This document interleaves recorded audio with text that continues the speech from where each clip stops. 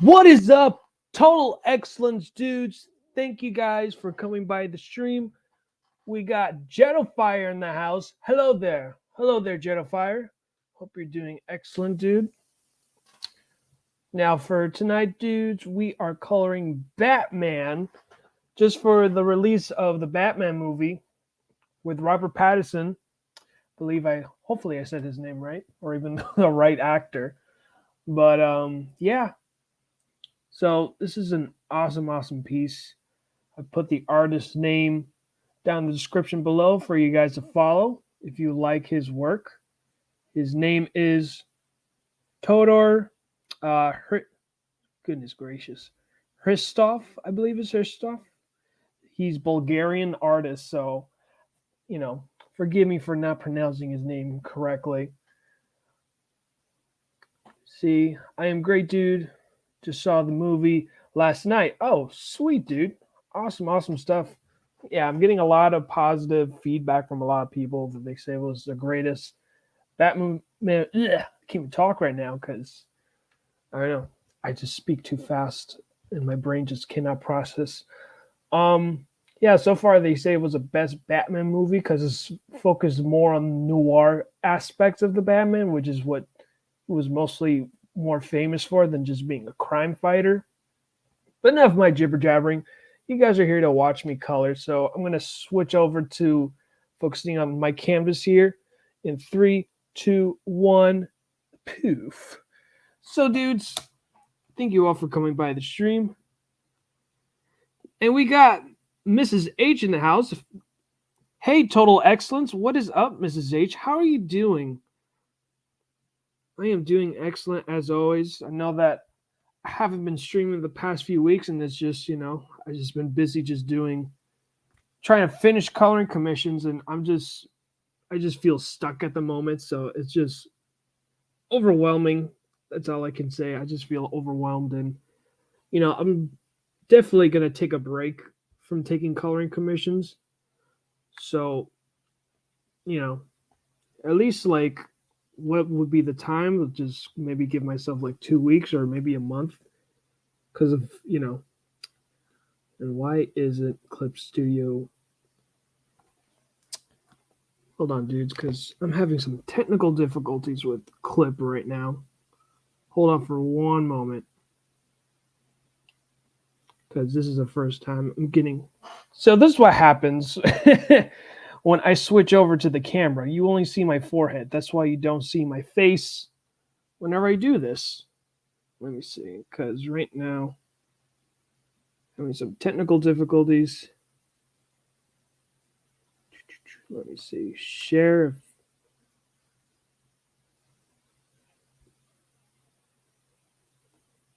Boom, there we go. Let's see if I can actually do this. Okay.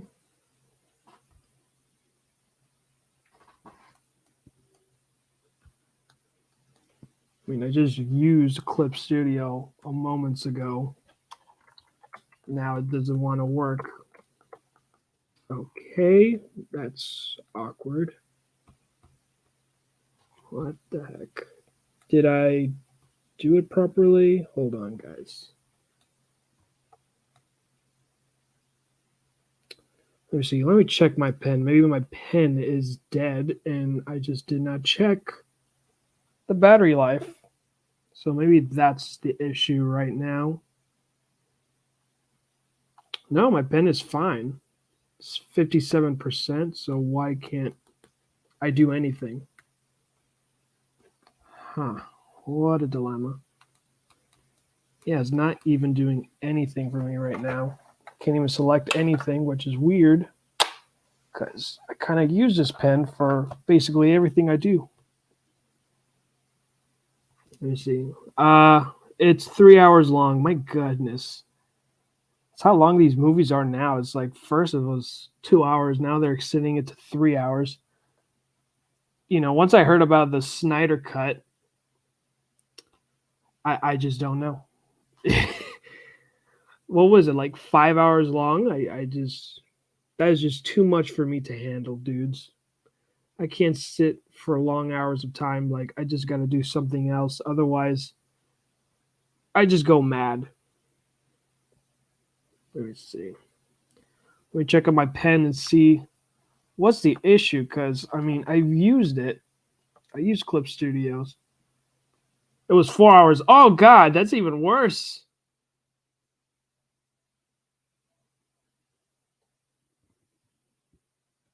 4 hours? No, forget it, man. It's like half the freaking day. Jeez, man. No way. That's a huge no for me for watching movies. Let me see. Let me check on my pen because I don't know why can't I just select things now.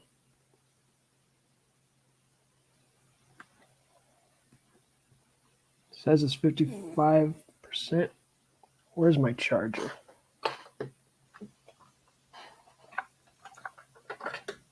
Go.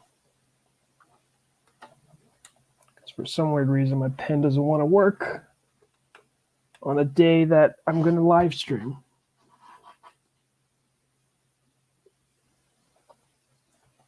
Let's see. Let's try now.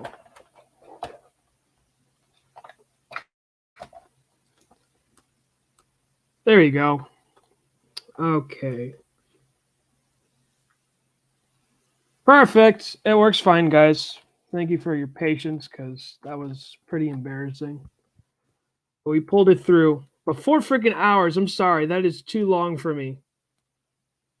Do they had intermission? I don't know if that was a question for me or Jetfire. I haven't seen the film, so.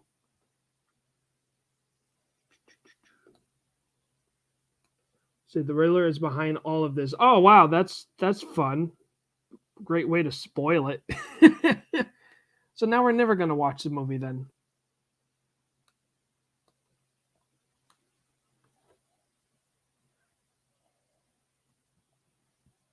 Let me see. All right, so what can we do with this scene? I mean, basically, he's literally called the Dark Knight, so we'll make this scene like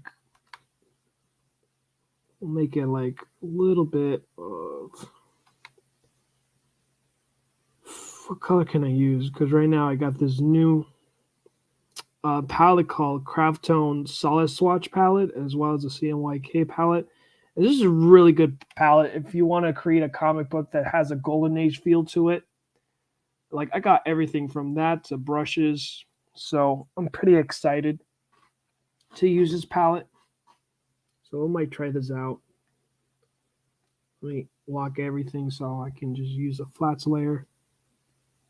You could tell. I mean, so far as I would be knowledgeable of, I mean, these are colors that, it'll be able to be used within print. I think I won't be too concerned because I know my concern with Clip Studio that I recently discovered is that, and I even noticed too once the flock was, published, that some of the colors I chose, at least I could say that I believe that at least 5% of the colors that came out weren't the colors I used. So I mean, it wasn't that bad. And besides, in the end of the day, I was happy how it turned out, and everyone liked the colors. So that's my only issue and concern right now. Once I jump on to these coloring commissions and stuff, so I've purchased Photoshop. I don't know if I said it from the last stream or ever, but I'm using Photoshop, and it's becoming a really big pain in the butt for me because it just keeps freezing, and you say like, oh, just keep updating it or whatever, and it just freezes on me, and it's just annoying because it's precious time that I can't take, can't have back. So it's just very frustrating, to say the least. It looks like a healing color. Absolutely nothing. That's exactly what this is telling me. So what we'll do, I just like to experiment with colors and all this stuff since he is literally the Dark Knight. I mean, everything he does is at nighttime. So Actually, what am I doing? I could just do this, right?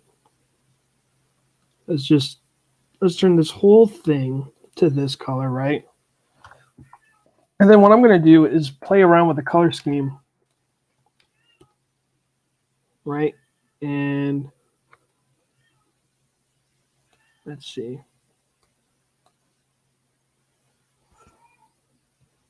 We got Arno Lopez in the house. Hello. Hello, Arno. Thanks for coming by the stream. The big forehead Batman. Is that the new nickname for Batman?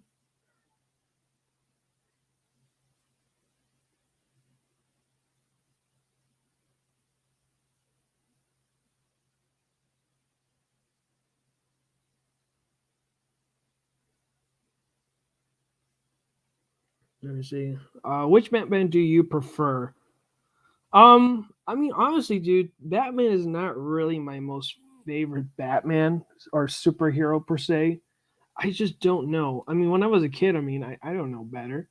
You know, I mean, Batman is Batman, but more of a Superman fan. And I think everyone in the stream that even watched me early on in the streams that I rocked a Superman beanie head. So, you guys would know. But as aspects of like favorite Batman, honestly, I would say Christian Bale. You know, I know with everyone with saying Michael Keaton and all that stuff. I mean, I just feel like at least as far as um what's his name? Because right now my mind is blank. Um, Tim Burton. There you go. Tim Burton's version of Batman. You know, I mean, it gave me nightmares as a kid. I've always wondered why either my dad or my mom was okay with me watching that, but it wasn't okay. But I don't know if my mom was well aware of it. My dad is like, you know, he's cool with me watching whatever, but I don't, I don't ever recall that. Michael Keaton. I mean, I don't know. That's just me. I like um, Christian Bale's version of Batman. Any other Batman is just whatever to me. But again, I'm not much of a Batman fan, and with me just coloring Batman in this stream is literally just out of the blue. But I really like this color. I really like this color. I mean, it helps me match with the water drops that's going on here. So we'll stick with this blue here. I mean, we'll play around with the colors later on down the stream, but we'll stick with this blue.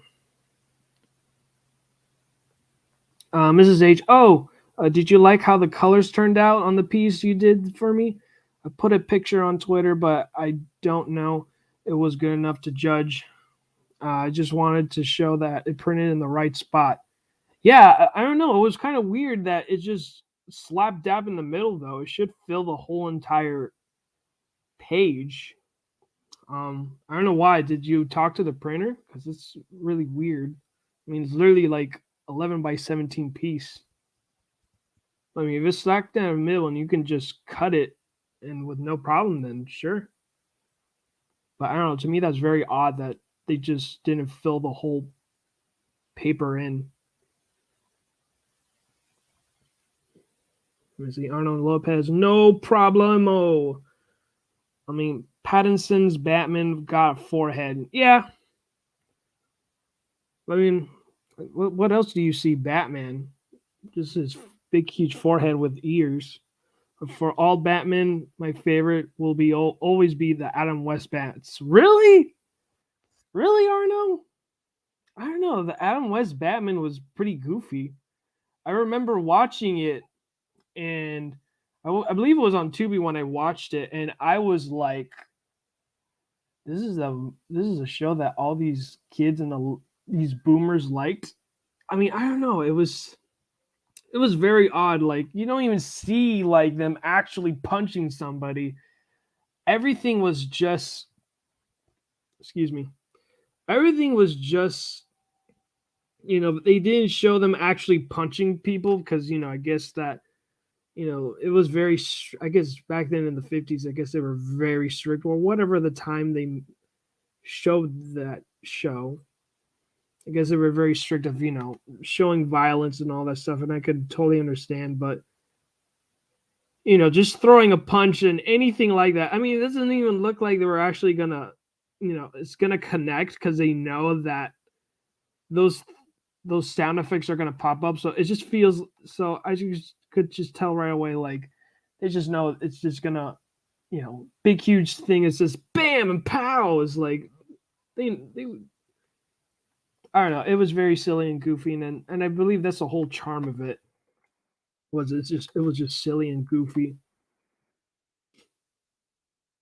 and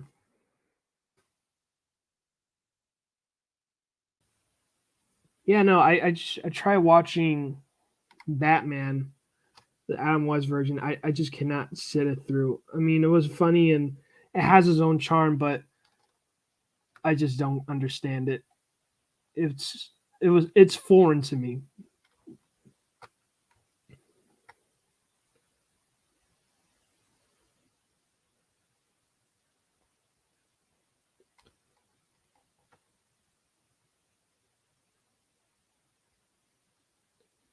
Right now, I'm just doing a little bit of technical work around here since pretty much this. What I'm going to do here is we'll call it Batman suits, right? I think what I'll do is then just use like hues and coloring and all this stuff, and then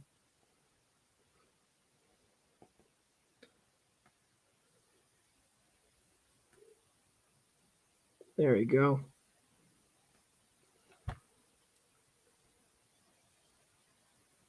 Actually, I like this one way better. Actually, I know. I just don't like using layer effects anymore because I already have an idea of what colors should look like without using layer effects, unless in case of, let's say if I want to use lighting and all that stuff or something a little bit more complex, and I would use a layer effects. But I don't know. I'm just at a point where I have an idea what color is, and the answer is already given to me by the color wheel itself. So I know. I just know how to look at things and all this stuff since I've been doing it for an entire year now. I'm pretty happy how this looks, and I like that. And it's not even blue either. It's just very dark. It's not what I'm saying. It's not really black. It's really dark blue. It's just what's good about it is it just gives you this effect that it looks like it's black, especially with the colors that I'm using for the background for this whole piece.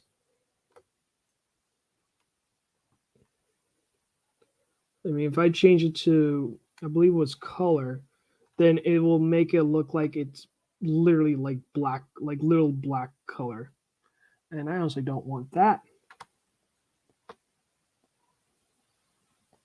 I like to play around with how this looks. Let me see. Let me use a bucket tool just to make this whole process even faster. Since I think the thing that will take most of the time is like the water drops. That will be the only thing that will be a little bit tedious. It's just the water drops of this piece. But other than that, I mean, this is such an awesome piece.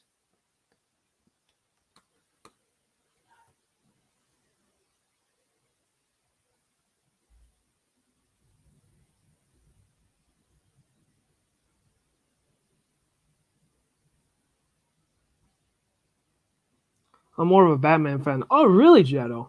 Oh, that's cool. Yeah, I don't know. I mean, what's funny with me is that I'm not really much of a big, huge Batman fan, but the characters around Batman I would like.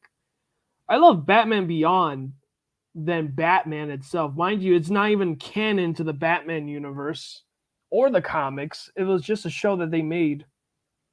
I mean, if you tell me overall Batman of any medium, then it would be Batman the animated series because that's my introduction to Batman was the show by Bruce Timm. That was a great show. I might revisit it later on since I have HBO Max, but Out of all the Batmans, out of all of them will be Bruce Timm's Batman. That's a Batman I'm introduced in. I like more than all the other mediums of Batman. But other characters with Batman, I love Nightwing. Nightwing was such a cool character, and I love the character design.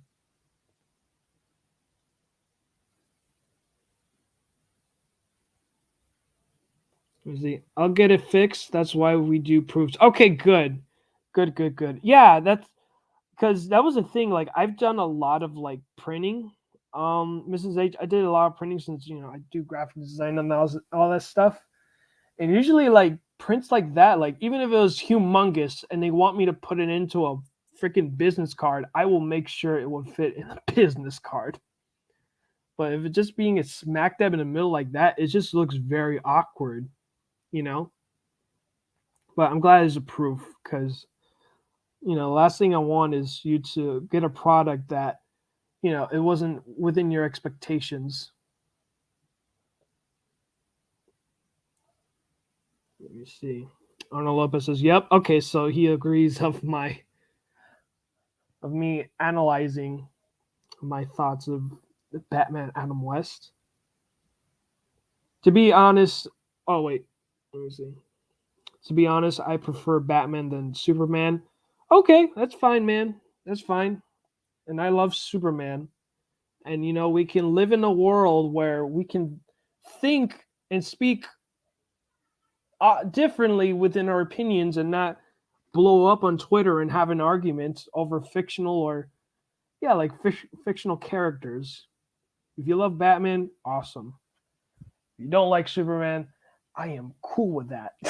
I can sleep at night. You see, Azrael is my man. You know what? I actually like Azrael too. Azrael is another cool character in the Batman universe that I'm like, what?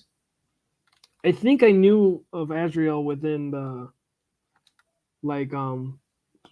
excuse me, dudes. I think it was one of the Batman games. I think it was the second game when they introduced Azrael. And I am like, who the heck is this Azrael character? And I didn't know later on in one of these Batman comics that he took on Batman's mantle when Bane broke his back. So that to me was pretty cool, and seeing his Batman uniform was pretty awesome. I do like, I really do like, I don't know. There was so many interpret. Can't even talk. That's how long it's been since I've streamed, dudes. Like I can barely put words together that make sense. So forgive me, guys. Yeah, there were so many interpretations of his costume designs and all this stuff. I don't know if maybe it was maybe the 90s version of Israel when they changed up his suit, or more of what can I say? More like the video game. I really like, Rocksteady's version of Azrael in the game because he looks so cool. And I'm like, bro, please let me play as Azrael in this game. And I was so happy in that second game you actually play him, as far as I could remember. But yeah, I was so happy when you get to play him because he is so freaking awesome, man.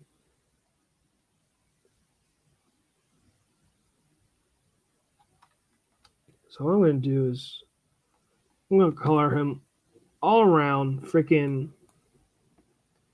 this dark blue that looks like it's black, but really it isn't. And then what we're going to do next is we're just going to light him up a bit, right? So that way,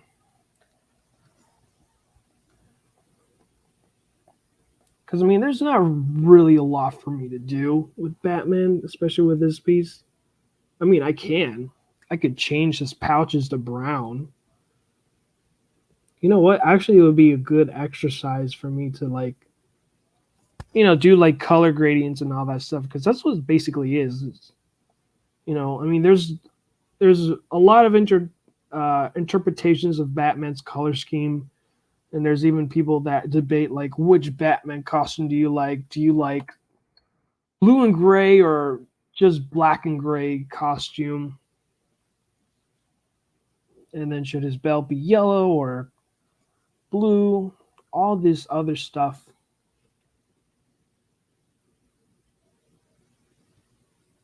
I think what makes it interesting too is like he's like literally the only, at least the only character in the DC universe that he does not have superpowers. His superpower is wealth. That's his power. He has wealth. And I'm just so surprised that we have so many million and billionaires in this universe, and not one of them thought, "Hey, you know what? I'm going to be Batman." not not 1 billion or millionaire ever. But maybe they will avoid taxes. That will be their superpowers: avoid taxes and all that fun jazz. But that's just another discussion. That I don't want to go through that rabbit hole.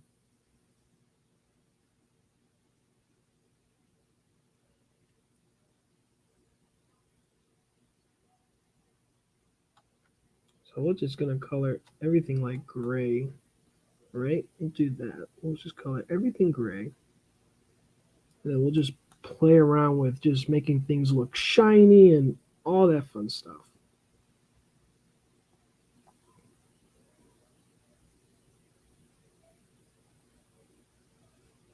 Hopefully I remembered to put the time lapse. I believe I did. Yes, I did. Record, all that good stuff.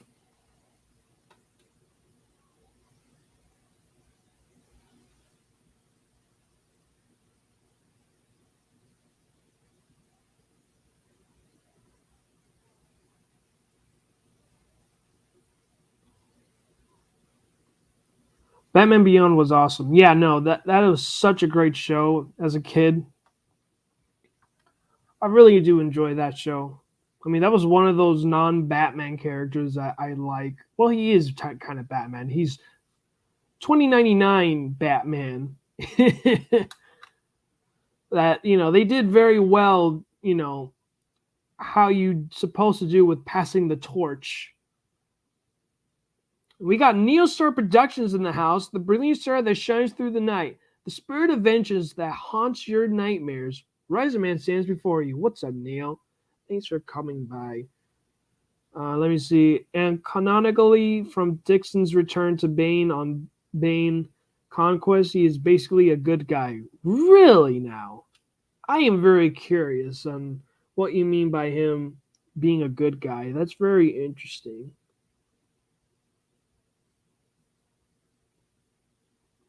You know me, I'm a Flash boy. I'm a Flash boy. Flash fanboy. Okay.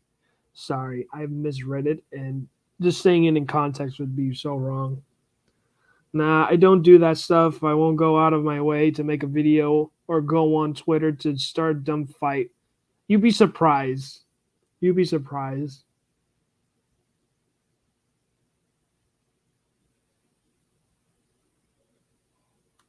You will be surprised. And it's just, it's just odd. I mean, 2016 was such a weird year that everyone was doing like everybody was doing oh my gosh, what was it? I can't believe my brain is like not working me out today, dudes.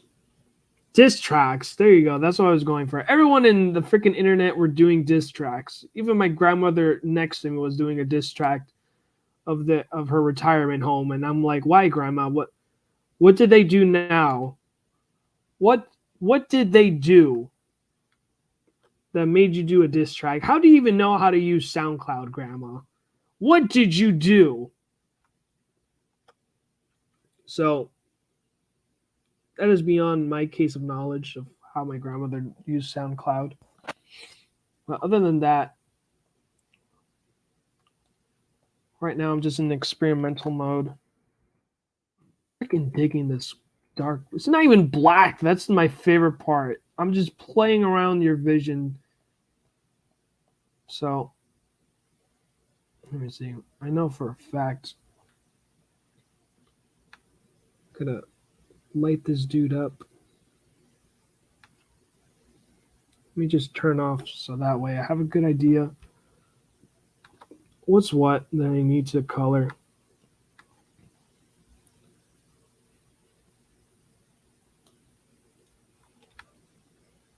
Okay, and then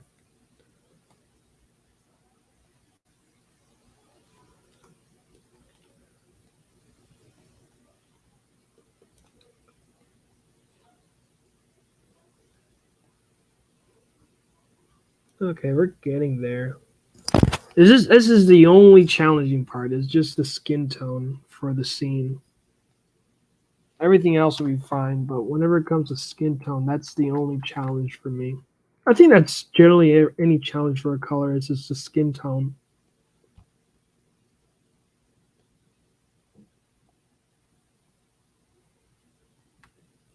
Of course, we're gonna go give him some off-white teeth. Not, don't give the teeth too much white, because we're humans. You don't have the best. Well, actually, now I'll take that back, because right now we got like great toothbrushes that makes you like freaking glow in the dark whenever you freaking smile. Let me see. Um. Okay, this is odd. How come I colored it that far? Make sure to take that out.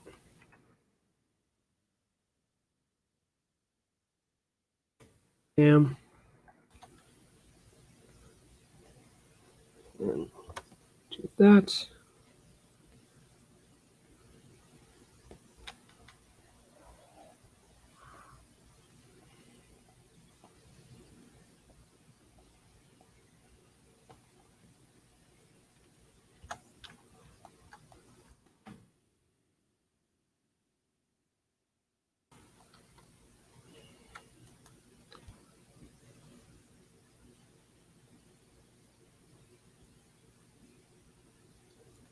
Okay. Now let's go and color his belts.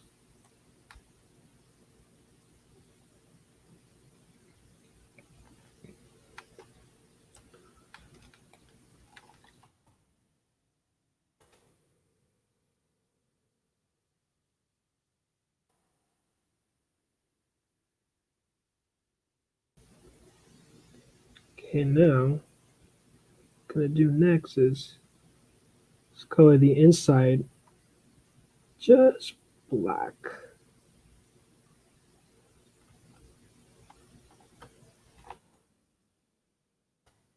Boom.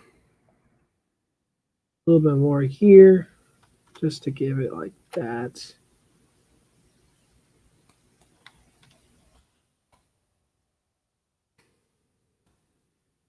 See, I'm really liking this so far. I mean, I'm honestly just playing around with just blacks, grays, just pretty much doing black and white stuff.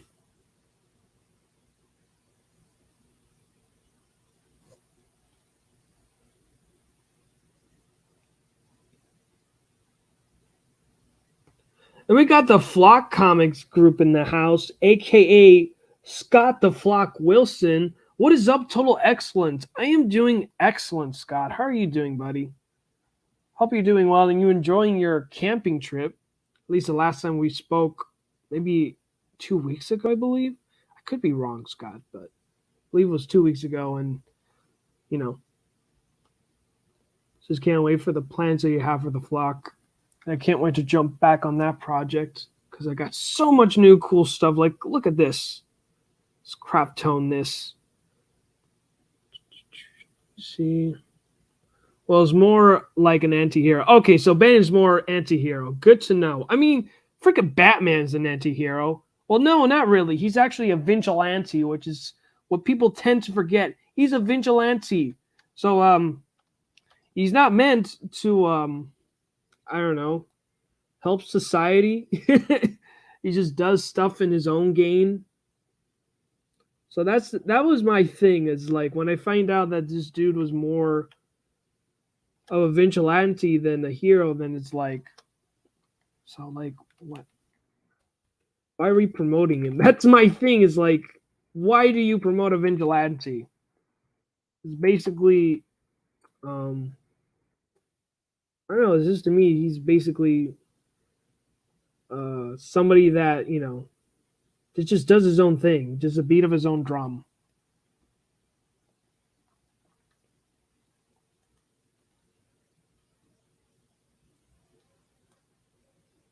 Now for his chain, we'll just give a little bit more shiny look to it, just for it to stand out more. Because I just don't want this piece to be boring. That is something that I would want to, you know, just want to prevent is something that looks boring, especially for a Batman piece.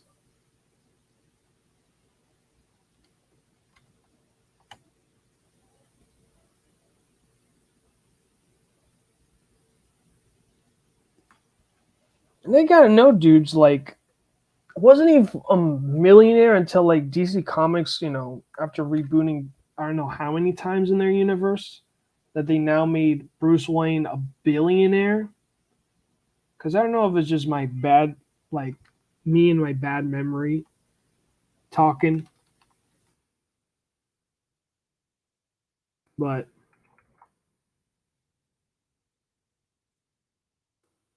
I do remember him being a millionaire, which, regardless of what you think, yeah, billionaire is, you're basically just living good. Like, you could do whatever the heck you want.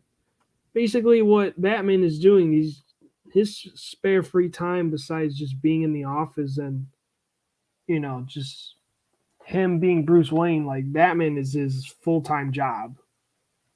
And I don't know.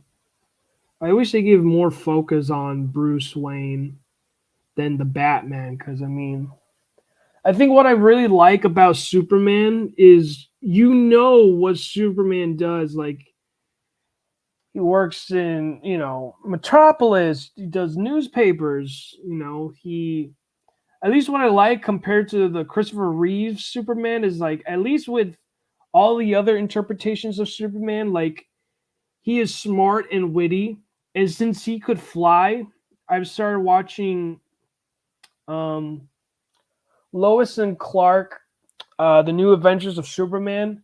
And I remember watching it as a kid and watching the reruns. I don't know if it was a marathon that day or what, but I remember watching the first episode, and I love like their interpretation of the show.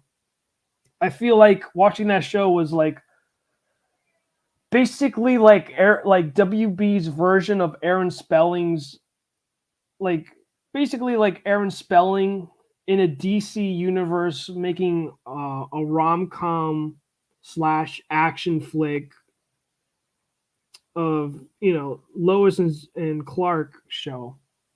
Because that's a, like, I'm telling you right now, if you expect watching that show just action stuff, I mean, there is action, but it's just mostly talking. So you won't get a lot in that show. It's just a lot of character development with that show, and I think that's what I liked about it. Is, and and it's like, Clark trying to figure out what is his purpose in this world, because he just feels like he's just there, and every time, like, something is about to go down, he rescues somebody, but people will instantly know, like, hey, look, like, this dude, like, saved me, and then he pretends it's like, it's not really him, but you could tell, you know like, yeah, no, that dude that was in the sewer that was about to die when it was about to explode, and freaking Clark Kent just comes down and saves him. Like, yeah, no, that's Clark Kent. So that's my thing with Batman, is like, I don't know his alter ego Bruce Wayne. What's Bruce's life like? Because for you being a billionaire and a playboy, I want to know what this dude is. Like, what is Bruce Wayne's tick? I know what Batman's tick is, but I want to know Bruce Wayne because it seems like this Batman character is just this his alter ego, basically, or his enigma. I mean, that'll be something that I would love to ask, like, like, um, Jetto is a Batman fan, and maybe everyone in this chat is a Batman fan, so they would know how to answer. But at least I know with who you know from both like egos from Superman and Clark Kent that I know who Superman is, and I know his secret identity, Clark Kent, who he is. I mean, the dude is a farm boy moving from the fields to you know from the city in his late 20s, working in a newspaper, and is in love with this chick that is a total opposite of him. And that, to me, it's just it just brings intrigue to me, which is Batman. I just don't know what makes Bruce Wayne tick and what reflects him as Batman. That's my only issue. I know everyone's issue with Superman is he's a Boy Scout. Well, I mean, if he wasn't a Boy Scout, he might as well destroy the planet and and just leave it at that.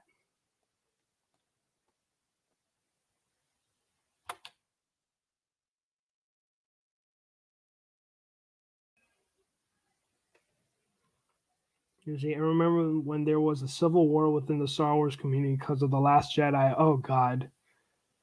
Please, let's not revisit that. It was a very weird time as being a Star Wars fan. That's putting it.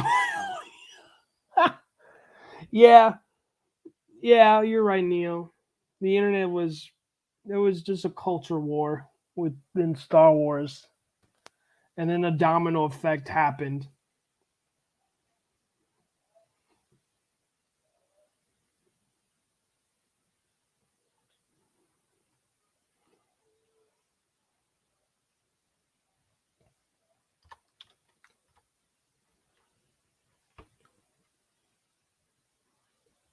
So I think with the armor stuff, right?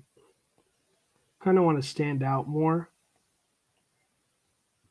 so we'll do that. I want to give him more.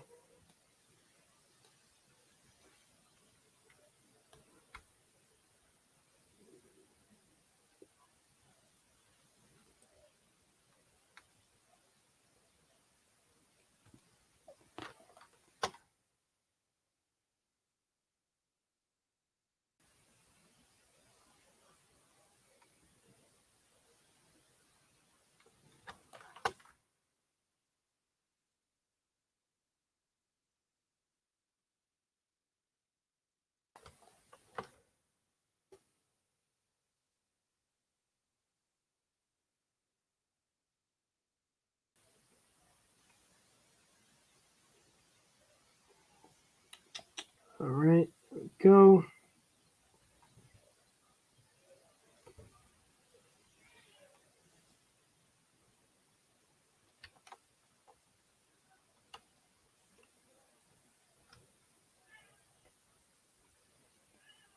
All right, hold on for 1 second, dudes.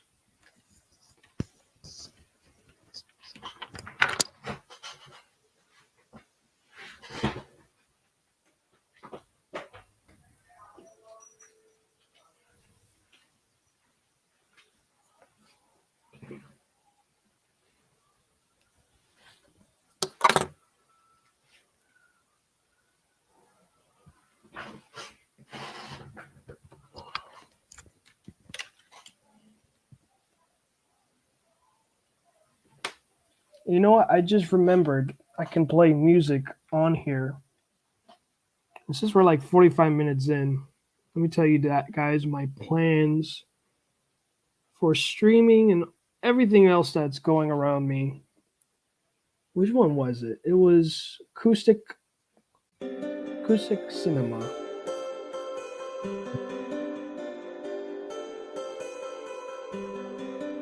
If it's gonna let me. Perfect. So we'll stick with that volume. So pretty much, dude, my game plan is,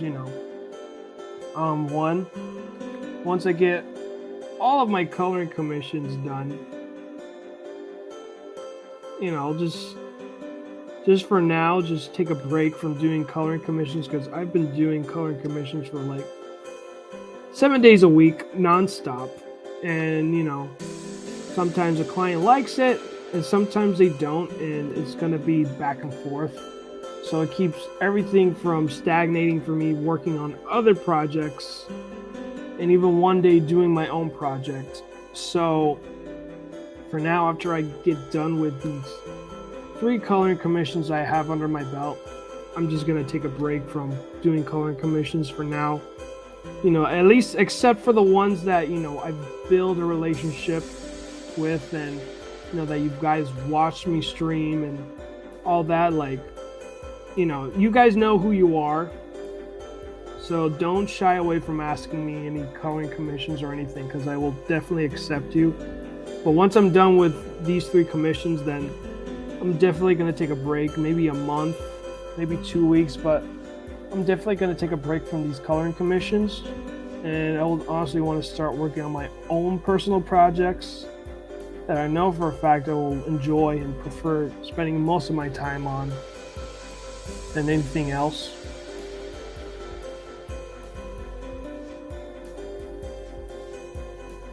And then, I'm not going to use StreamYards anymore. I found another streaming platform which is basically the same thing as StreamYards, except it's more like, it works more in the fact just for you to, as a streamer. So if I remember correctly, what the heck, the one I use. So I'm going to be using Lightstream. So Lightstream is basically the same thing as, StreamYards, which is basically like, I stream through the web browser. I don't need to rely on my computer or nothing, just to be up to date with technology and, all this other tech stuff that, I could be self-aware of being tech savvy and all this stuff, but, So I'm going to be using Lightstream, and I already purchased a membership and everything, so we'll see how it goes from there. I've commissioned somebody to do backgrounds and everything, and it's a template. All I want from the dude that created the template is just change the color scheme that I wanted, and then I'll start focusing on, I'll start focusing more on just doing coloring streams, as well as maybe, start streaming my own personal projects, as well as even interviewing other creators that, I'm starting to enjoy. And, I honestly don't think of myself as a interviewer. I feel like I am just somebody that has this VIP, the VIP seat, that I get to ask this creator whatever questions I want to ask, that, they can answer. And I get to know something more about this creator, and hopefully that you guys feel the same way as well. And, and you're entertained by it. So that's another thing too. For streaming scheduling, I'm thinking of doing, Saturdays are always going to be the coloring streams. I might even change the time as well within the near future, because I would rather doing it early in the morning than at night. because I'd rather just, get it done in the morning and then focus on other things like my projects and as well as doing commissions. And let me see what else. So I'm gonna be doing my homework. I might even like focus more streaming on Twitch because I know Twitch like it has. I'm getting more addicted to watching streams on Twitch than I am on YouTube, and I'm trying to. I'm hopefully want to know if I could stream all in the same time with YouTube on Twitch as well. So that way, because most of my audience that I grew on is on YouTube, and it's going to be dumb my move that I'm going to focus on a platform that now I'm going to start from square one, then just naturally growing it, and alienate the audience that I've grown on the YouTube channel.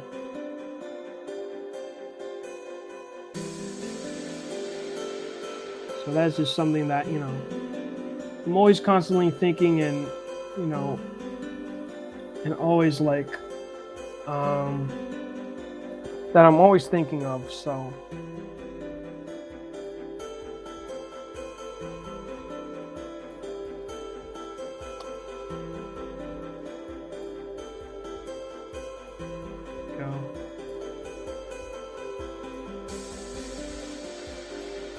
I'm pretty excited for this move. I'm excited to, I want to increase the quality of my streams as well as, as well as my content.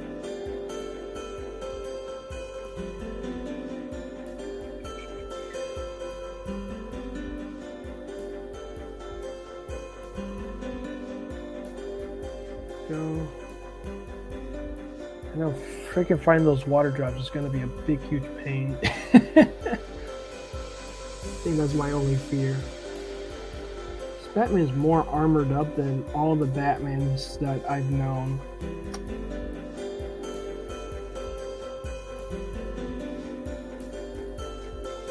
But, I can understand because, he doesn't have superpowers and he's going against beings that are basically gods. So...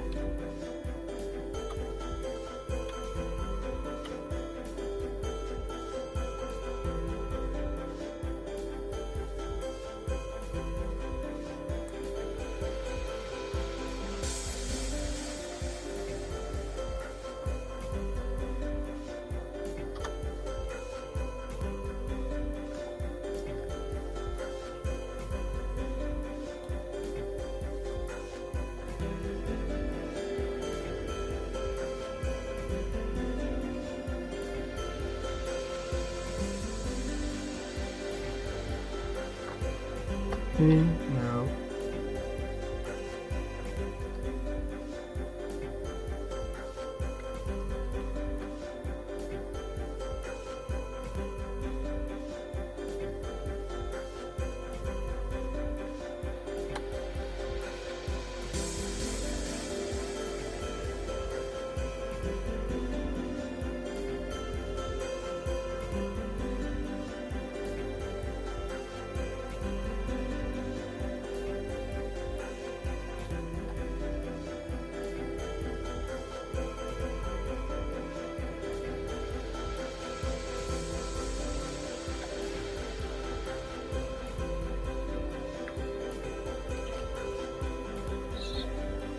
Okay.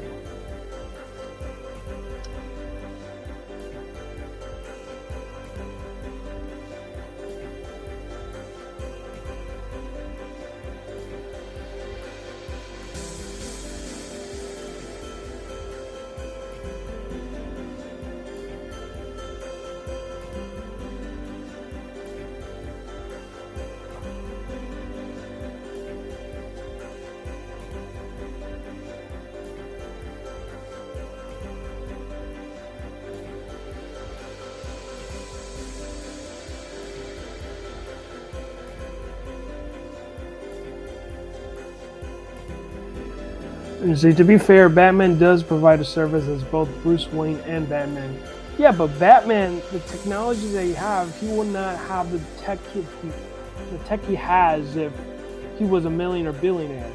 Especially the connections that he has as Bruce Wayne, and knowing the fact that he has to trust these people that created the technology for him to not say his identity in public, especially news media and stuff. So I mean, you know, that's the thing, is like there's so much hush hush with everything that they could done so much well within, this identity of Bruce Wayne. At least with Tony Stark, I mean, everyone knows who Iron Man is, because you know he owns a tech company that, his employers are going to know who he is, and they're going to recognize, the technology that's being used. I mean, what is he going to do? Is he going to use a different name that can easily be tracked, and they'll look in record? Because I mean, these are like military or nuclear weapons that this man is carrying. So I mean, what's so different with Iron Man, Tony Stark, than Bruce Wayne and the Batman? I mean, what is it that they're doing that he's keeping himself off track of of everything? But that's just me overthinking these things. I know that people will say, "Oh, well, Clark Kent and him wearing glasses, it's not really hard to tell the difference." And I can agree with that. But again, I know when I first meet people who wore glasses, it will change people's physique, because once they take off their glasses, they're honestly a different person. Because again, like some glasses that people wear, their eyes are a little bit bigger, and if they take off their glasses, then you'd be surprised what their eye shape and their physique of their face looks like. Very different than what you perceive them to be in your first interpretation of them. So you wait until you see the new Batman movie. Is there going to be another Batman movie? How many Batman movies are we going to have?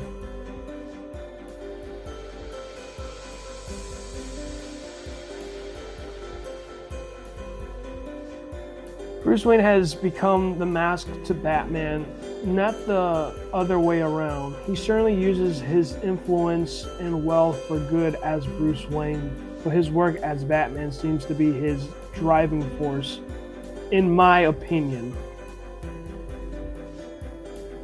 Yeah, but I don't know. I mean, it's good how you broke it down, Neil, but I don't know how I interpret this guy is, he's a playboy. He goes around. I mean, I think that was this one.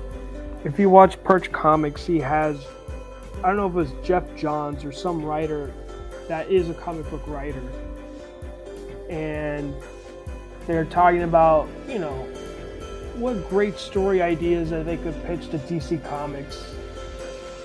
And I think the best thing that they thought of for an idea for Batman was that all the Robins that Bruce Wayne has in his team, because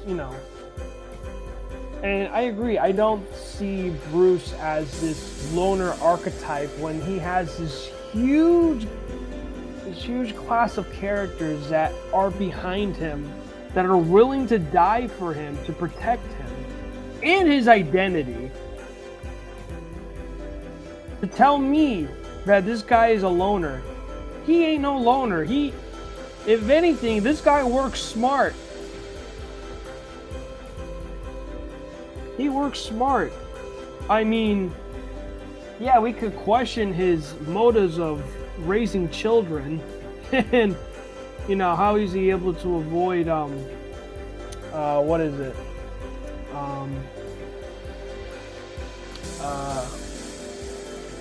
Child protective services. But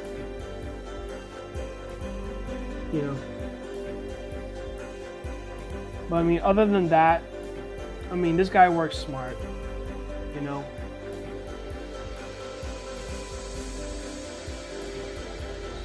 Bam.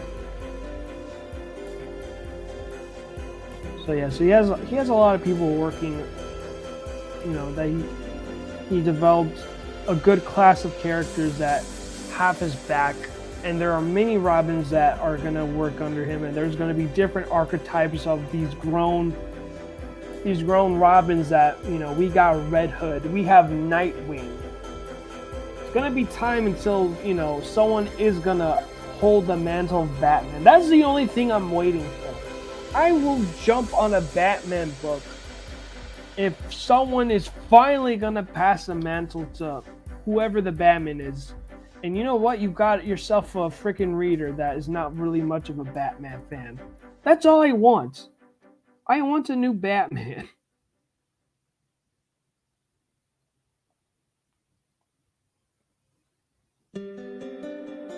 So, back to what I was saying that I derailed the conversation. So, what Perch in this comic writer said is that, you know, we all know that Bruce Wayne is a billionaire. He's he has lots of money and he's a playboy, so he dates a lot of women. So they said that what if all the Robins that he recruits, right? All the Robins that he recruits that, you know, that they had family that, you know, died tragically and all this stuff. What if the twist was the reason why, you know, Bruce Wayne, aka Batman, you know, took these kids and adopt them under his wing is they are his biological kids.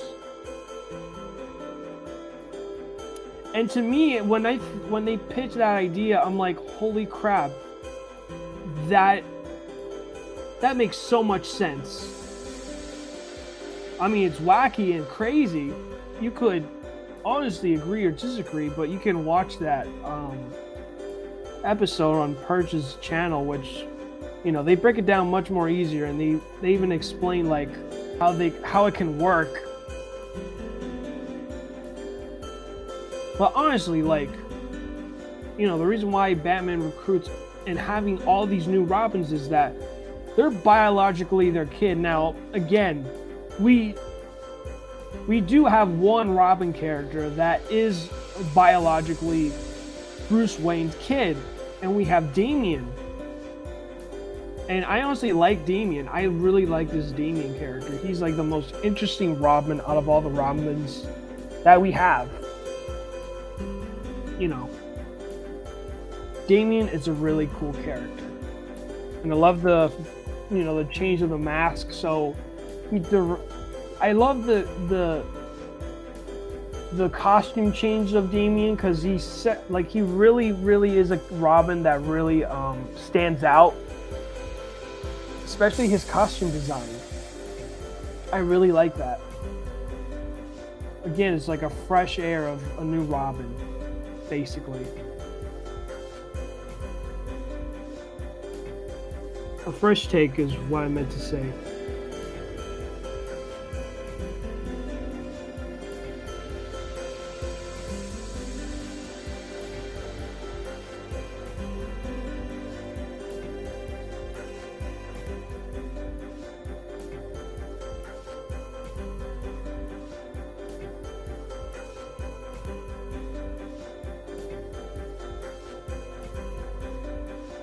You see, I won't lie, I'm pretty sick of the evil Superman archetype that keeps getting pushed these days. It doesn't take long for the subversion to become the cliche. I mean, trust me, there's a lot of videos covering that, why evil Superman archetype does not work for Superman. Now, you could do an evil archetype of Batman, make Batman to a Punisher type character, which they have like 2018.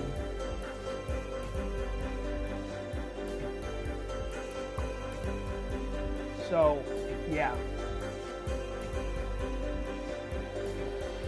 honestly why they love Batman, because you can do whatever with Batman. Batman has total freedom, however you want to interpret him. So, I mean, the only Batman comic I will pick up is the crossover between Batman and the TMNT. That's it. That will be the only Batman book I will pick up. I did pick up maybe the iconic stories of Batman. Like, I got Dark Knight. Frank Miller's Dark Knight. It's fantastic. I have to finish reading it, but so far it was a really good read. I do enjoy Frank Miller's interpretation of Batman. And basically is a blueprint of what they did so far with Batman. Gators rock, Gators rock, Gators rock. Thank you, Neil. Dude, your interviews are top tier. Thank you, Neil. I appreciate that. Yeah, I mean, honestly, it's just that, you know, if it's people that I know and I talk to, you know, like Tyler, for instance. I followed Tyler for a very, very long time. So, you know, I had a lot of fun talking with Tyler, and I'm glad that he had fun talking, being on the show as well. And it was very different. And honestly, like, I got to see him show off his, him being an award-winning cartoonist, like his award. It's like, this is, like, honestly, on the show, this is the first time I ever watched it, and just him sharing it was so awesome. Like, to me, that's the highlight of that interview, was him just showing it. So, well, I mean, it was one of the highlights. So, I mean, honestly, I got to look back between my first interview, which was with Nickel, and my last interview, which was with Tyler. So it was very different, and I got to see, like, somewhat growth within how I interview with creators and stuff.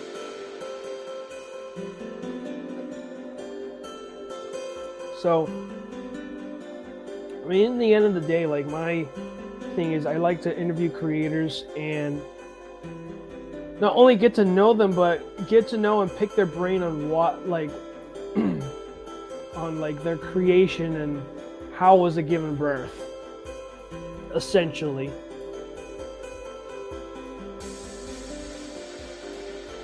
Oh, man.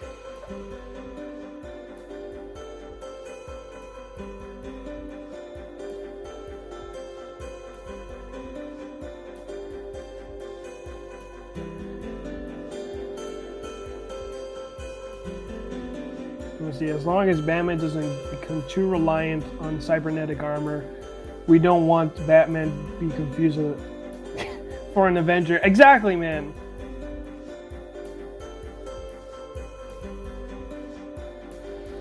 There's the Arnold Lopez. Sorry it took so long, my friends. I just got through with dinner. Oh, it's okay, dude. Yo up! Yo up. Let's see. Laugh out loud. Who's gonna call Child Protective Services on Batman, though? I don't think anyone. Ixis, they already know. Let's see. They already had a new Batman. Ixis. They just reneged on that decision later. Yeah, I think Tyler brought it up in one of his videos that who was the new Batman. I believe it's Jason Todd. I don't even know anymore. There were so many freaking Robins. Maybe it was Dick Grayson. It's one of the Robins that took up the mantle, and then, later on Batman, Bruce Wayne came back to life, and we already know the story. The old comic book trope. Character dies, but he's not really dead, so we'll see how long of the issues will last. Since we're on the subject, I actually have been working on the Billionaire Genius superhero as well, who is both recurring ally and sometimes antagonist to Riserman. Okay, cool, Neil. Arno, I know, right? The Grim Knight. Thank you, Arno. Yeah, the Grim Knight. Grim Knight is a new character of Batman, and I got the first issue, and he's a pretty interesting dude. I mean, I don't mind, finally seeing Batman hold gun or guns. In plural for more than one.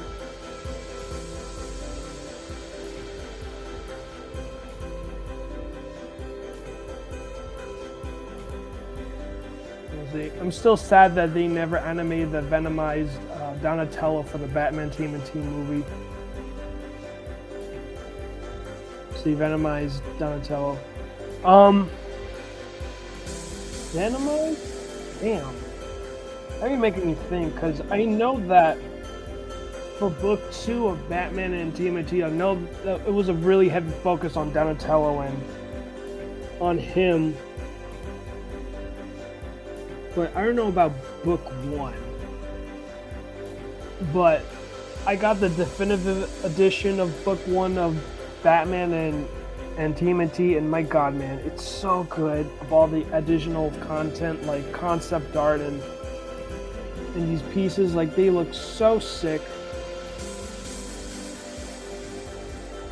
He was injected with Bane's venom. Okay, got it. I think, yeah, I gotta read it again. And I literally have it next to me too.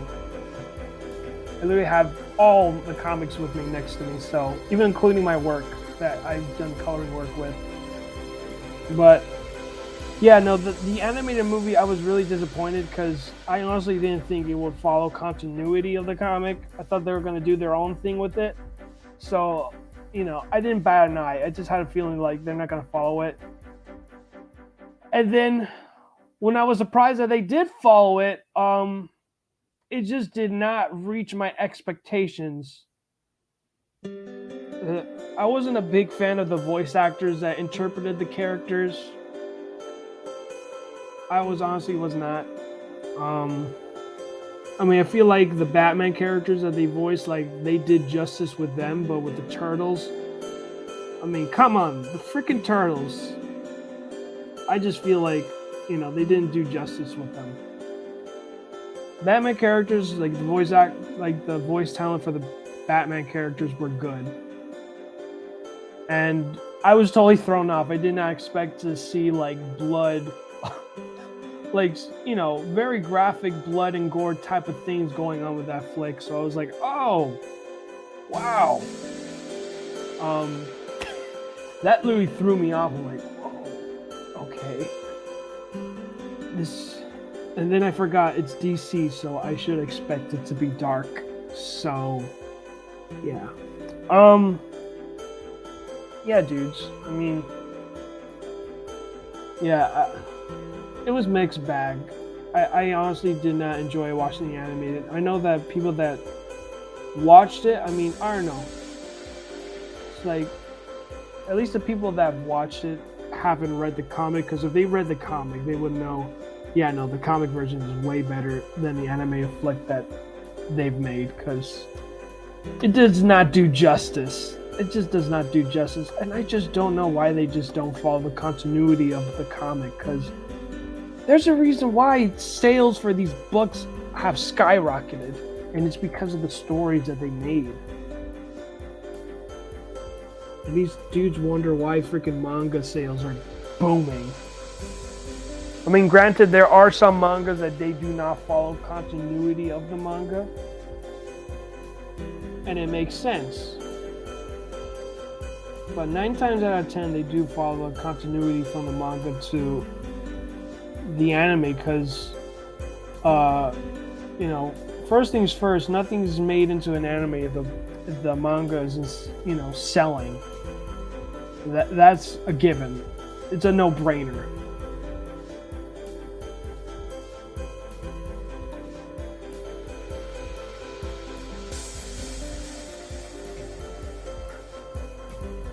Sorry, I feel like I'm not even flatting. I'm just playing around with black and white.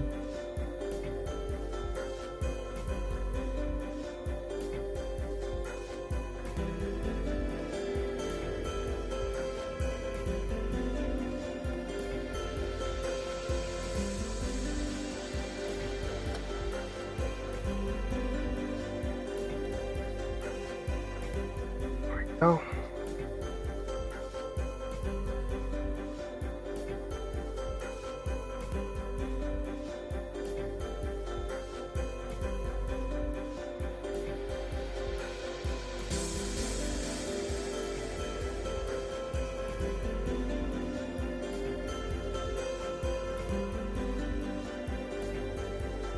Yeah, even though it didn't follow through the way we thought, at least we had Tom Kenny for Penguin. Tom Kenny was Penguin in that flick? Hold on, now I gotta look into the what is it, Batman? What was it called? It wasn't even called Batman and TMNT. I think it was called Batman versus TMNT. Yeah, that's what the frick it's called. Let me see.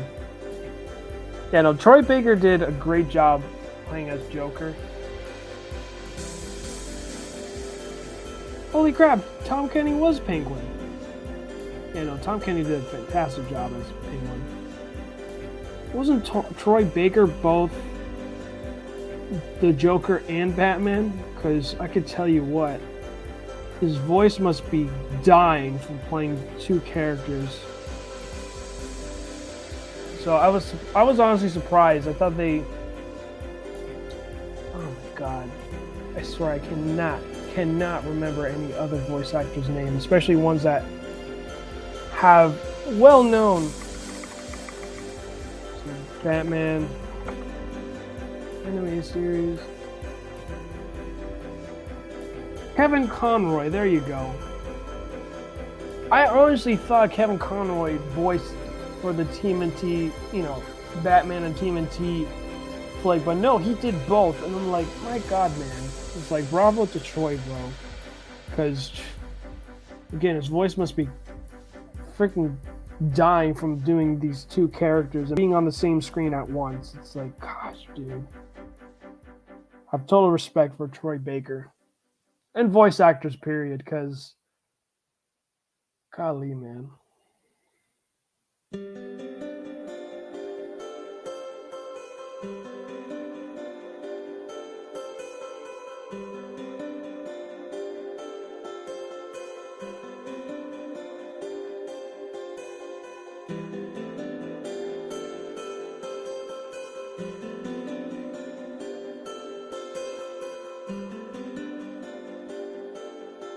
See, dude, I agree. Troy Baker was excellent as Joker. Yeah, man. Dude, Troy as freaking Joker, man. Holy cow. Oh, man. Yeah, no, Troy Baker, phenomenal voice actor. Some of the voices were definitely better than others in that movie, but I still rather enjoyed it. Yeah, no, you're right, dude. I mean, again, the voice talent for that flick, honestly, the Batman voice talents were way better than the Turtles voice talent. I just felt like there was just no justice between, for both fans of one series, respectfully, because again, I've watched this as a Turtles fan, right down the middle. I've watched it just because I'm a Turtles fan. And just, hearing the voices, it just did not do justice for the characters. At least in my opinion. I felt like there was no justice for these characters. In my opinion. Still, Joker Shredder. Again, dude, I gotta read the comic again, and even I'm not gonna watch the movie, that's for darn sure. I'm not gonna watch the movie again. I like that there were little Easter eggs in the flick. Like on the calendar, in one of the characters, it says, like the month on the calendar said April. The intro, the titles screen of everything, like they showed off the cover of issue 1 of Batman and TMNT. That was awesome, and all the little Easter eggs that they put in to the animated show, like animated movie.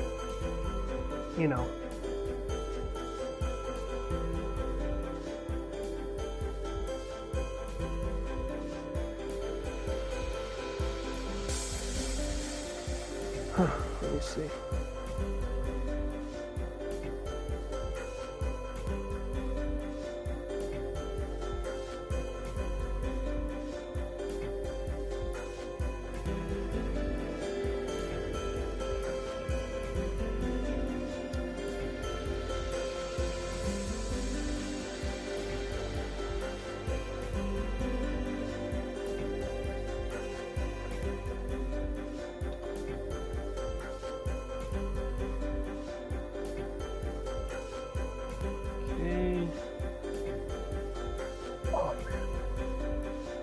This morning my neck was stiff, and I'm like, what the heck?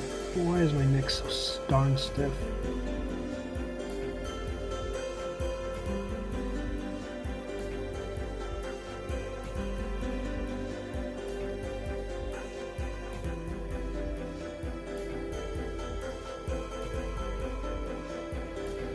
Let's see.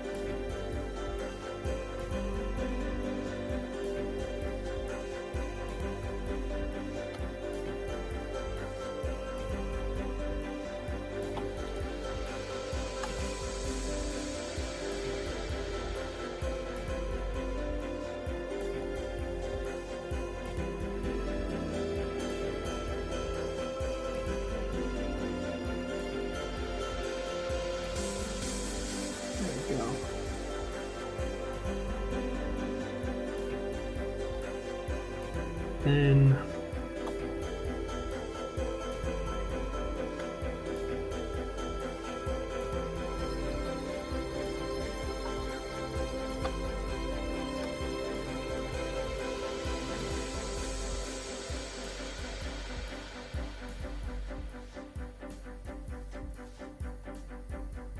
all right. So what else can I do? You know what? I can play around with the dark green that I've picked because it kind of makes it stand out more. So I think I'll change it up with the straps back there.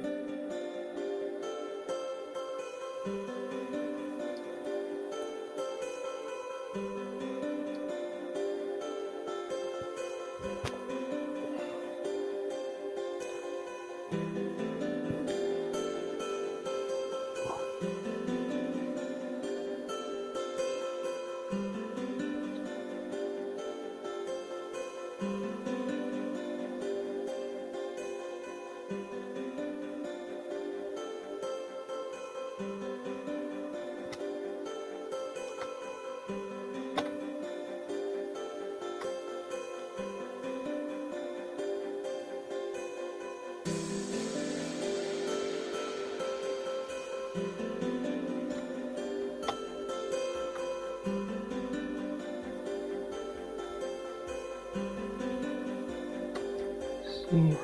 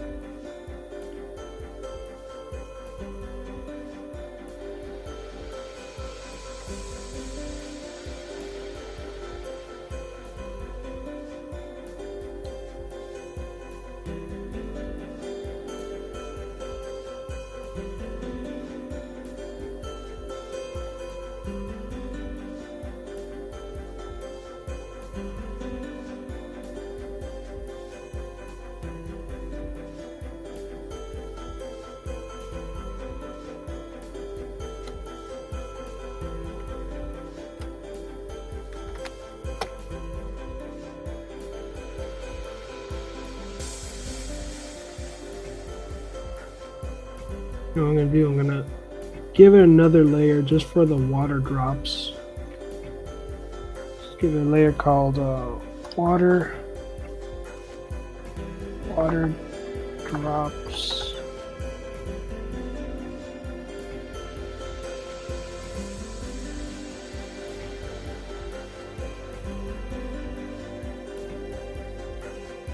There you go.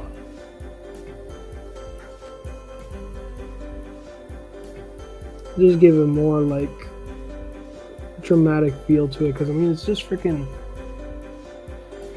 Bruce Wayne or Batman in a very dramatic scene of water and all this stuff, and just want to play with that. I might even play around with the opacity as well, because everything is in the same color palette in this blue shade, well, in the color wheel I should say, in this blue palette.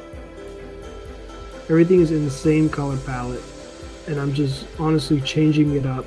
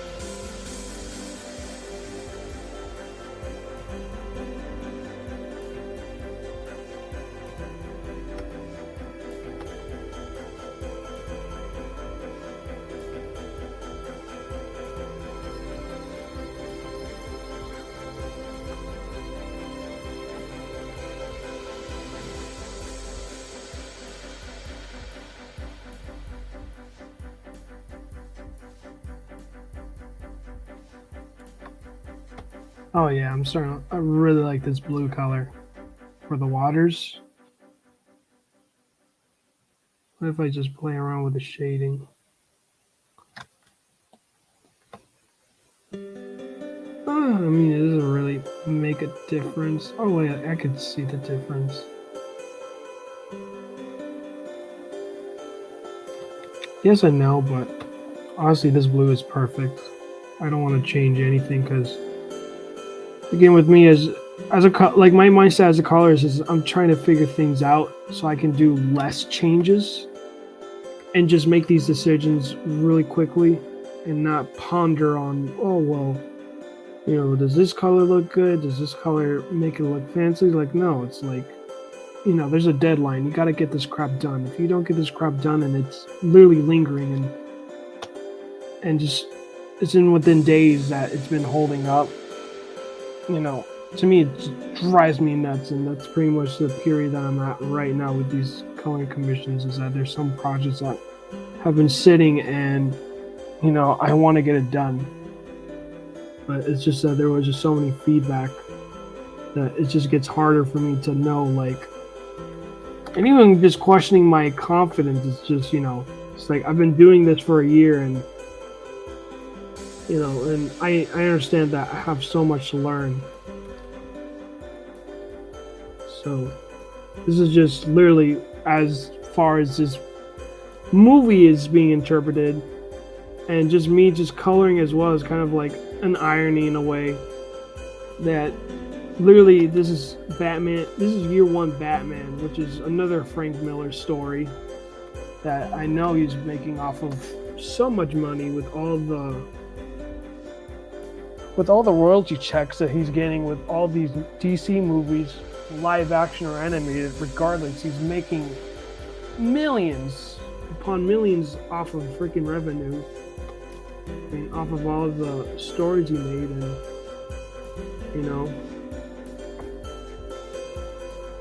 but he has these stories that he's gonna live on within generation to generation.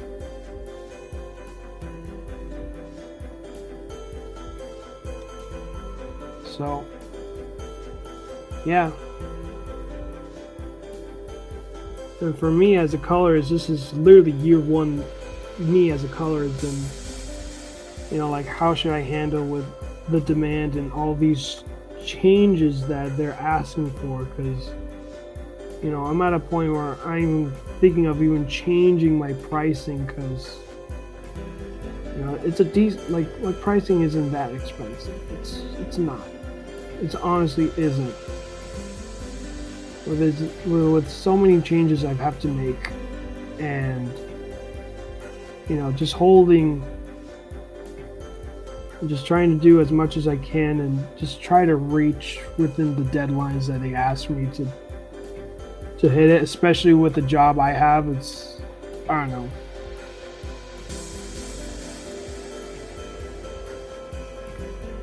It's just a lot for me to think of within time, as just not only as a colorist, but just me as a person. It's like, what can I do within the limited time that I have working a full-time job that honestly that I just don't have time to even do on the weekdays, because I spent at least 4 hours on my computer doing these coloring commissions from let's say I start coloring at 8 after I finish work. I start coloring at 8 after I eat, rested for a bit. I start coloring at 8 from 9, 10, 11, 12, like till midnight. I got to, call it a day and then repeat the whole process all over again, and hopefully that I get this done. And I'm competing with other colorists that are doing this full time, and their prices are willing to pay more. They're willing to pay more because, one, they're doing this full time, and their rates could be, I don't know what their rate is, but let's say they have these rates that a mainstream colors may have. They're willing to pay more because, they have demand. So it's just a lot for me to think of and decide as the colors, because again, like, even me thinking of changing my price, it's like, why though? I'm doing this for 1 year, and I don't necessarily even have a portfolio per se that I can say like, hey, like, pay me this much. So I think that's why I'm at this predicament now that I just want to take a break for taking coloring commissions for now, and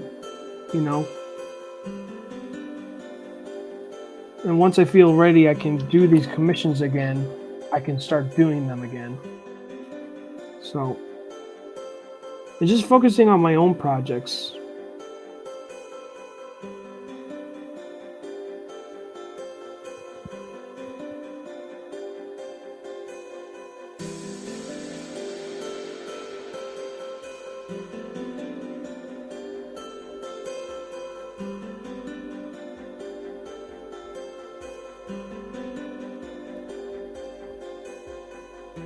There's so much that I've missed in the chat.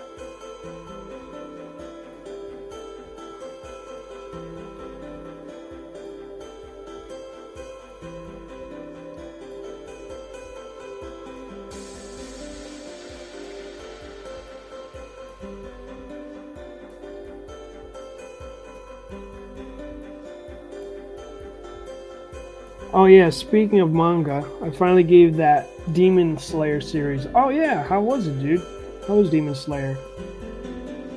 Because now it's mixed between, reading the manga and then watching the anime.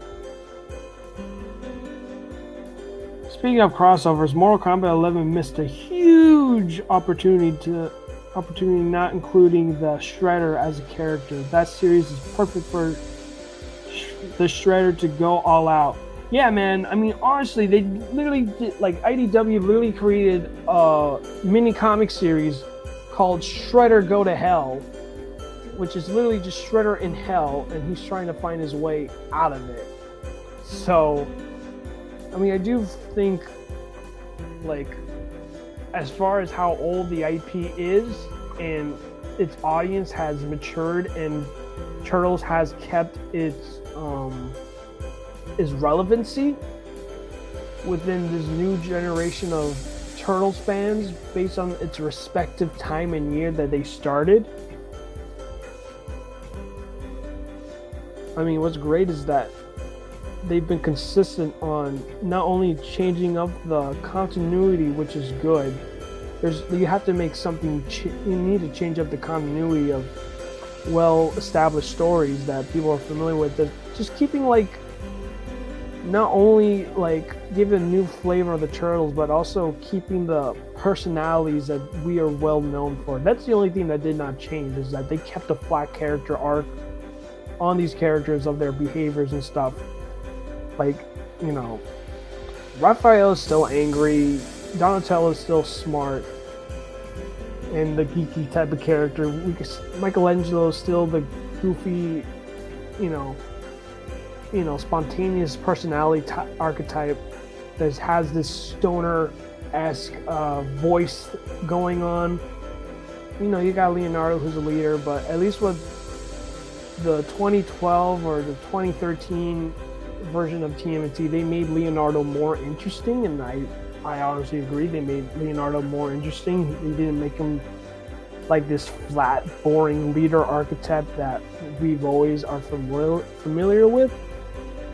And I do like the Rise Turtles. You know, I mean, they did some stuff that I'm like, whatever, that's not going to be that much memorable, but you know, they really changed up that Raphael's leader, and Leonardo's more laid back, and he didn't really much, like, you know, he's not really much cared about, you know, being a leader and all that stuff. So I was all in on that idea that Raphael is a leader, and even like one of the intros too, like I think it was 1990s like Turtles that, I don't know, there was like a miscommunication or whatever, but the singer said like, you know, Raphael's the leader and he wasn't.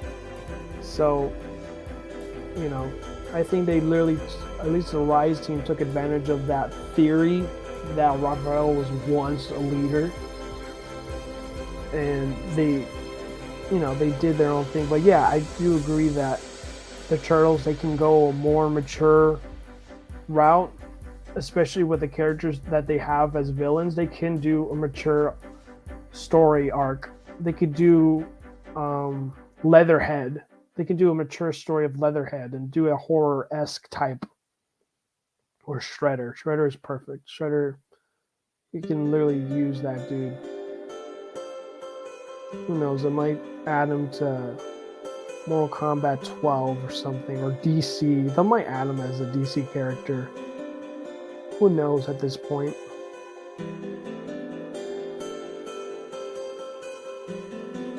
See, not gonna lie, I was being too overly critical towards the series because I thought Tenjiro would be some massive crybaby like Izuku.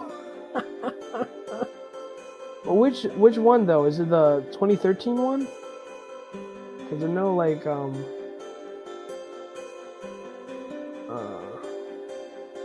isn't Tenjiro the rabbit? Oh man, I'm so bad with this. See, and mainly because I've been going back to more classic manga recently because I've lost my hand at getting into the more modern shonen manga. Really now? Really are now? Huh. But Demon Slayer I actually liked. Oh, that's awesome, dude. Super cool. I don't know. I might jump onto the modern mangas and see, because I've been taking breaks on reading comics, period. Because I have so much that I need to catch up reading. I really do enjoy Zelda the Twilight Princess manga. The art is gorgeous. The art is, oh my gosh, man. It's like, I would honestly like to have a complete graphic novel version in a larger format of it, because the manga is gorgeous.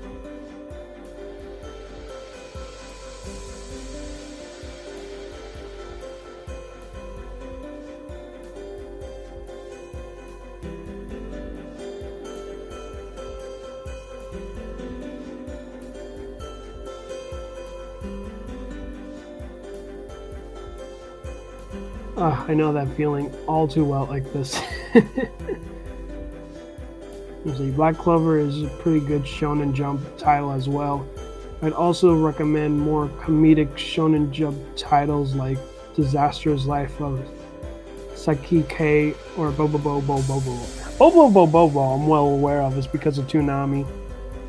I honestly didn't know they made a manga, or maybe they did. Actually, they did. I actually do know they have the manga for it, because I remember I would pick up freaking Shonen Jump in my local Publix.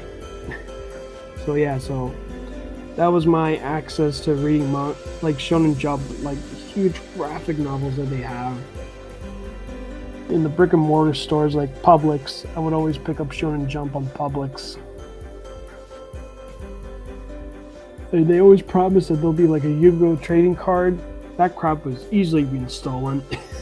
So there is no way of you to get a Yu-Gi-Oh trading card unless it's literally like saran wrapped.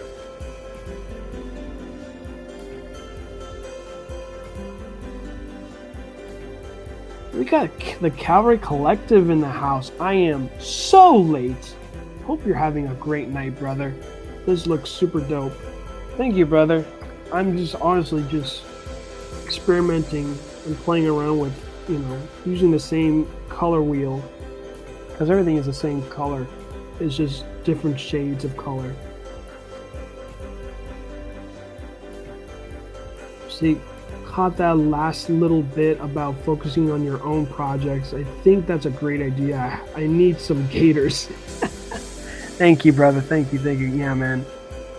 I've noticed that I'm starting to draw more lately, especially for my gators, and I've been looking to character designs and all this stuff. So,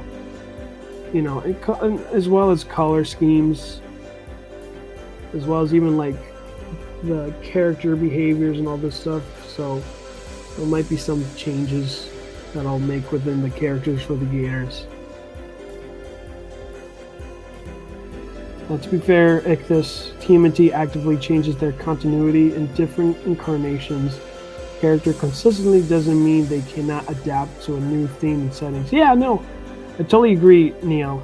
There's always been a different incarnations of the turtles and character consistencies and all this stuff, and I am always good to openly change of different continuities. But all I'm saying is I want an Eddie Nunez version of the Turtles, okay? Can IDW please do that? Can we please have an Eddie Nunez miniseries of the Turtles? I don't care for what. I just love Eddie Nunez's interpretation of the Turtles. It looks fantastic. I mean, for goodness sake, man. It's like he made Netflix shows for animated series. I mean, he freaking made, Masters of the Universe, Genesis. It's like, come on, man. The character, like you've seen the character designs for those characters. They look fantastic. Just look at Eddie Nunez Turtles. I want, like, if freaking Michael Bay hires Eddie Nunez for character designs, bro, I'm all in on that. Because at least the character designs for the Turtles will look way better than the original, Michael Bay version of the Turtles. Granted, I ain't hating on Michael Bay's Turtles. I don't know why there was so much hate with Michael Bay's Turtles. But at least what was good was because of the fan backlash with the Turtles, because there was so much weird stuff that Michael Bay was doing with the Turtles that was very far off of continuity and adaptation wise. It's like, for goodness sake, man, the man was gonna make the Turtles into aliens, and I am like, why? And then saying, it's gonna be Ninja Turtles for the sake of it being, easier to remember and pronounce. And then we're like, why? don't. Whatever you do, just don't do what Michael Bay did when he presented the Turtles. Because, we already know, like, if you change something that is not familiar with anyone, then it's honestly a cash grab. Simple as that. It's a cash grab that you're using their name as well. So at least, Michael's Bay way of, shutting up the fans, of not letting him use the name Ninja Turtles. What he cleverly did was he added Ninja Turtles. I mean, he added Teenage Mutant. Okay, he added the words Teenage Mutant, but he made sure to enlarge Ninja Turtles as a way of him saying, like, okay, now shut up. You got your two names added to it, but, Ninja Turtles is going to be enlarged. Hugely enlarged. So, there you go. Yeah, no, there was just so much change with the Michael Bay and the production of it. Like, even, like, the actor that was supposedly going to be Shredder, they changed it, like, off the bat. The production for the Turtles was hell. I mean, it was actually in development hell, I should say.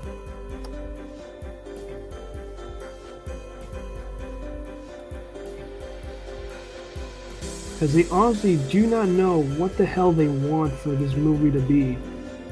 And it's like, what is so hard to make a Turtles movie and just make it into your own continuity? Now, you saying they're aliens, you're going way off of continuity. Now it's just purely of a different, it's something different.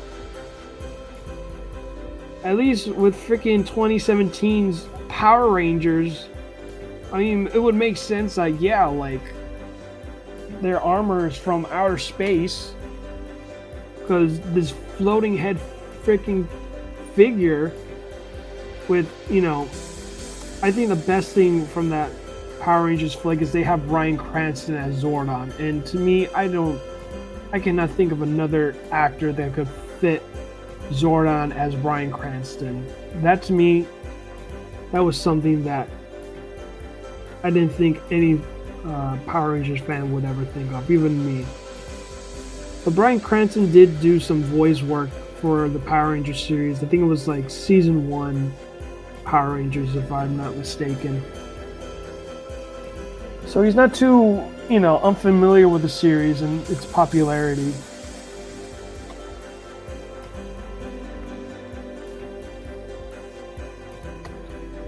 Oh yeah, Michael Bay's version of Turtles was out of whack. And then for the sequel, it was more, more kid friendly. Even if it was, even though it was PG-13, it was still more kid centric.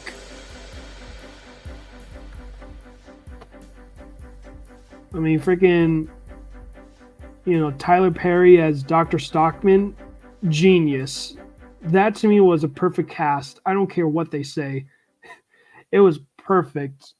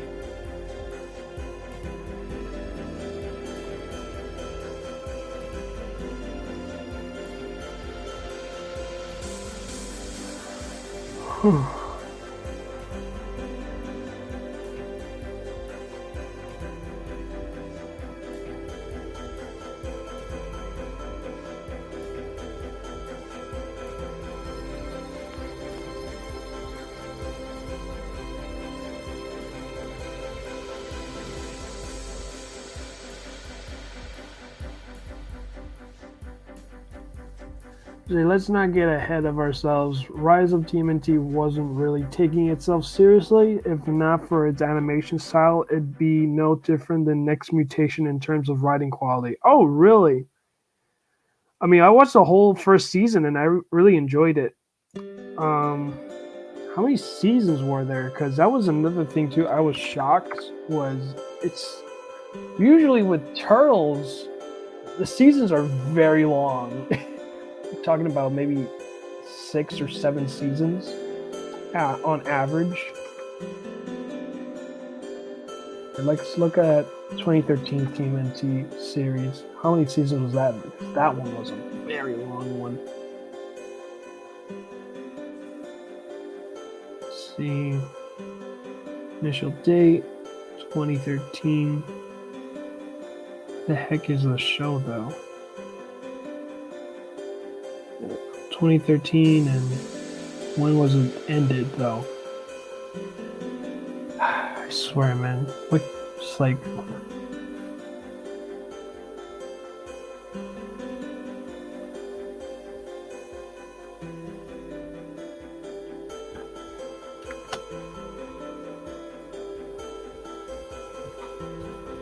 see TMNT series.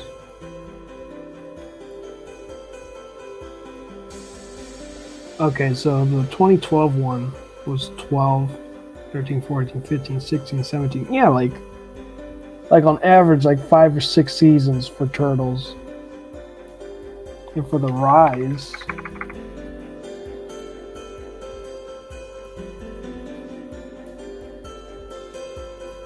Rise was like, yeah, I only had 2 seasons, which to me is shocking. Because usually these seasons, like Turtles, okay, we're talking about Turtles. They usually last for 5 or 6 years on average for seasons.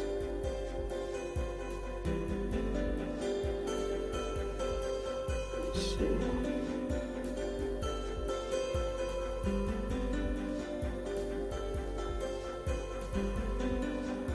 But what was it? Yeah, no, Next Mutation was like, it just has a lot of things that was going against it when Saban bought the rights to TMNT. There was a lot of issues with that show. And granted, like, you know, what is it? Next Mutation was a guilty pleasure of mine when I watched it. Like, when they did the movie, quote unquote movie, which was honestly a it was honestly a pilot of the show. Yeah, it was honestly a pilot. It wasn't really gonna be a movie, but yeah, but it was great. I mean, there was potential. Even rewatching it, it had potential, but I guess there was just so much issues with the Turtles title that I guess Saban didn't think that he needed to buy the rights to other villains and other characters. I mean, hell, we didn't even have Shredder. Well, we kind of did, but in reality, we didn't. Because I guess Saban was struggling having the license or even to use the character, and Saban ended up creating his own characters, which is not bad, but I mean, you already have villains that have established in the Turtles universe that, people are thinking like, okay, well, where's April? Where's, Casey Jones? All of these other characters that we're well known for, and we not even get one zip of it, not even one actor to portray them in that season.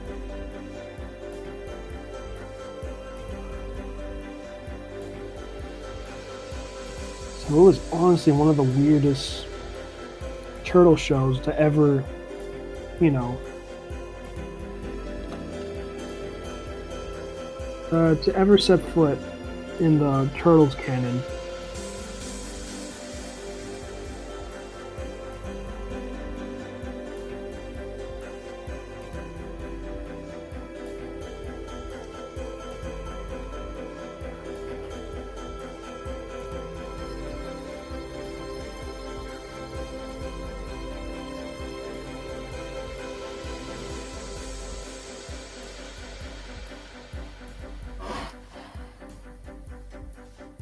Music. With that said, even though Rise is probably my least favorite version of the Turtles, it wasn't completely horrible. There were a few ideas I wouldn't mind being revisited again.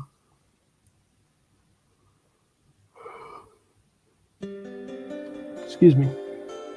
But the Rise version of the Battle Nexus was a complete letdown. Really? I didn't know they did Battle Nexus. Gotta check that out. I actually didn't watch 2017 Power Rangers. Yeah, you gotta watch it, Neo. I mean, it's more character development focused than, them wearing the suits, which is close to the end. But, I don't mind.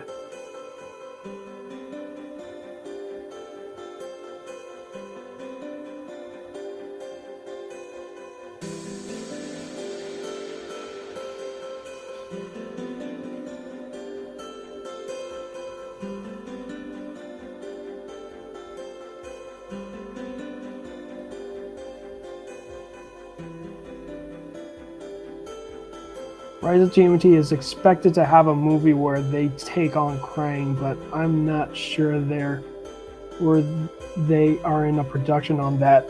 Yeah, no, I have huge doubts because they did say it, but I think now that they have, there's a lot of turtle movies that they say that was in production, like the Michael Bay flick of the Turtles. It was promised to have, it was promised to have a trilogy. We got the first one. We got the second one. Now, this third one is going to be another reboot. So, Michael Bay isn't necessarily going to direct it. I don't think he even ever directed the Turtles. I think he was just more of, in the seat of being a producer and writing the scripts and sharing the ideas, which were just bad from the first flick, and there's the final product. But I guess rebooting it for the third trilogy within the contract, I know that's in the works, maybe or maybe not, who knows. But the Seth Rogen Turtles I'm not too excited for. Like, at least that Seth Rogen's version for the Turtles, he's gonna focus more on the teenage aspects of it, which I am like, really though? Yeah, like, teenage is in the title, but I don't know. At least give these guys muscles or something. Don't make them seem like, these squiggly, skinny looking characters. As far as I've seen the concept art that has leaked, they made them like scrawny looking characters, and I get it, they're teenagers, but at the same time, if you're trained in martial arts, trust me, you are gonna have muscles. You're gonna have muscles. So, that's pretty much my own take, and I think I'm gonna end the stream from here, dudes. So thank you guys so much for watching the stream. Actually, let me switch my camera around because, always ended with showing my face. Hopefully my hair doesn't look too out of whack. I might wear a beanie actually before I do anything else. No, I think it's good. So thank you, dudes, so much for watching the stream. You dudes, ooze of excellence, as always, guys. Thank you guys for watching from beginning to end, or just, watching it pre-recorded. So, dudes, thank you all so much. Have an awesome weekend. God bless. And remember to stay excellent.